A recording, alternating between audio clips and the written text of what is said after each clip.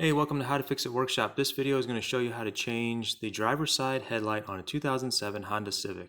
First thing you're going to need to do is pop the hood and then remove this overflow reservoir that holds the antifreeze when it gets a little too full. So this should be pretty much empty, but you need to pop that out, twist it back and forth a little bit, pull it up, and then turn it to the side, resting it alongside of the battery. And then underneath you can see where the headlights insert.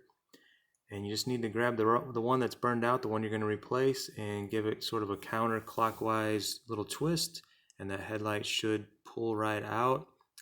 And then there's a little clip that holds the headlight into the wire.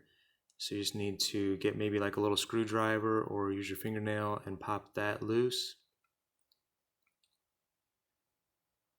And then here you can see what that clip looks like. So you're going to just get the new one. Here's a new one on the right and the old one on the left. The one on the left is a little hazy and it's got the broken spring, so the headlight was bad.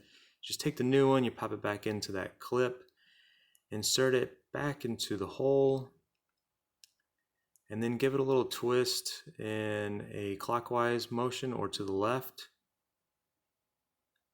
And it should be good as new. Also going to have to remember to replace that reservoir tank, so it's just a little slides into a piece of a metal clip, and then your headlight should be good as new. Hope you find this video useful.